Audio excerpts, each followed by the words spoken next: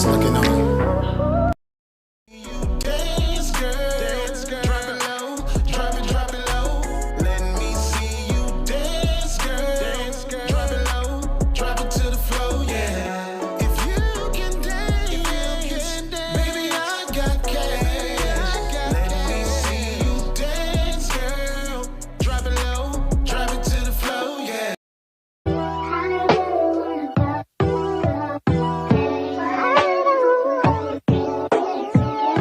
Behind Closed Doors. I'm Asha, and I wanted to bring part 2 of Girl Talk.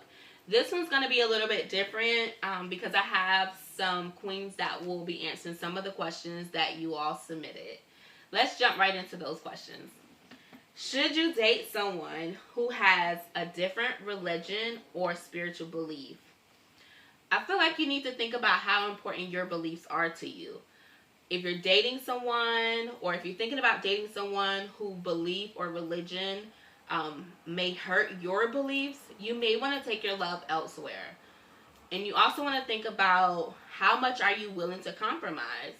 We know that in relationships you have to find different ways to accommodate, your partner without giving up whole parts of yourself. So that's definitely something to think about. You want to have that conversation with that person, and you want to draw those clear boundaries.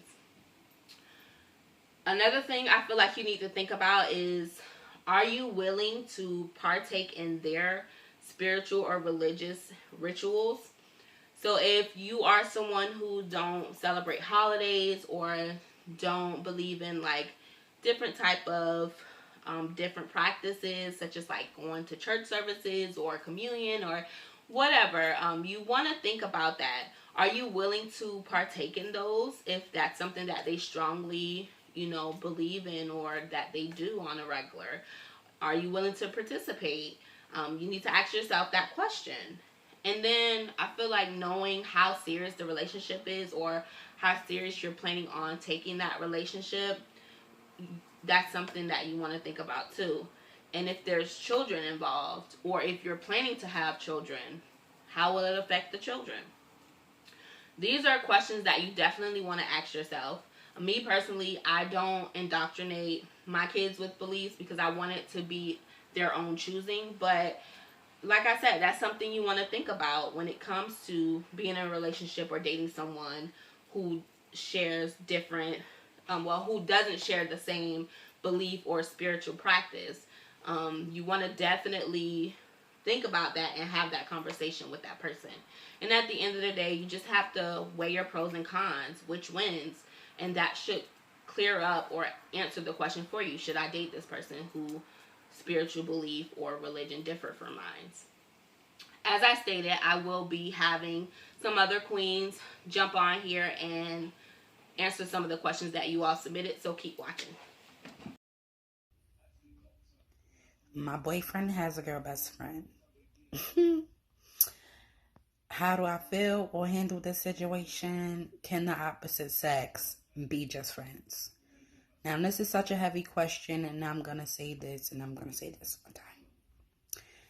If my boyfriend had a girl best friend, that best friend is now going to be my best friend. If I love this man and I trust this man, I want to communicate the fact that, I want to know your best friend too. I want to get to know everything about you.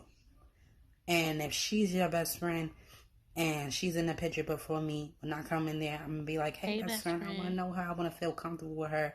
And I want to build a friendship as well, because I don't want to feel like I come into the situation being territorial. I'm very comfortable within myself. And if my man has a best friend that he feels like, his bond with her is very important and he wants to share that with me, by even introducing me to her and letting me know that she's his best friend, clearly there's value there. Now, can the opposite sex be just friends? Of course we can. In this situation like that, or any situation like this, just if it's a best friend, as long as there's no intimacy involved or ever has been involved, or you guys have never dated and it's always just been a genuine friendship, of course the opposite sex can be just friends. Now, if you ever tell me you guys dated in the past or now y'all friends, yeah, that shit is not, that's not what we doing. So no, that is out. That I would be all the way uncomfortable with that, and that wouldn't even be. Once you told me, oh, we did something, dated, that's that. But that's exactly how I feel about that, and yeah, that's how I would handle it. So it says, how do you date again and how to not bring in old baggage and or hurt into a new relationship? My best question is for this is to not date until you're fully healed. I definitely would think therapy is something that I think black women, or women in general, but I definitely feel for black women because we have the strong trope on us that if we go to therapy and absolutely heal from that divorce and,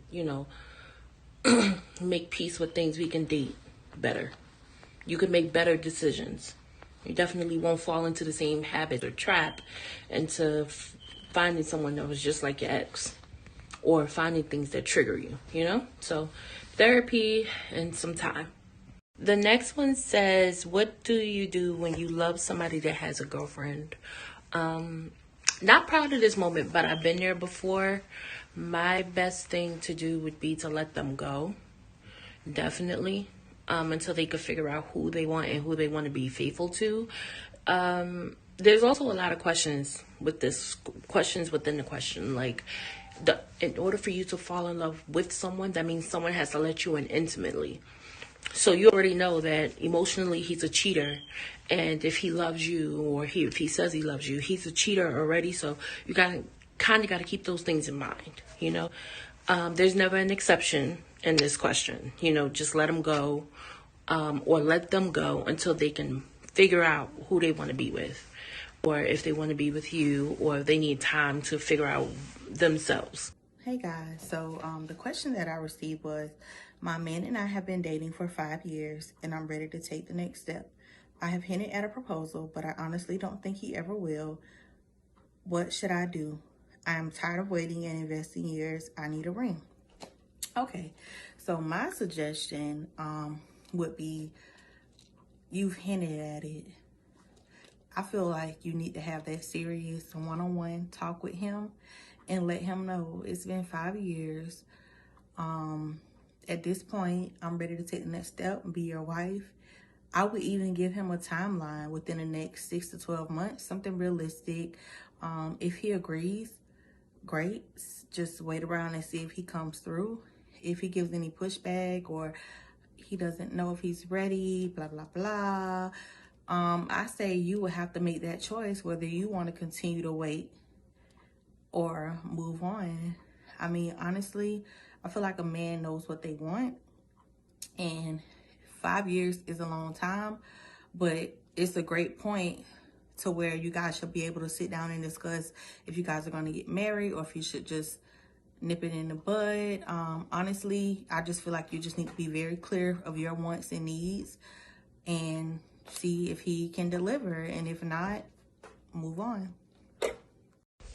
Okay, so this next question is, how do you get over an ex?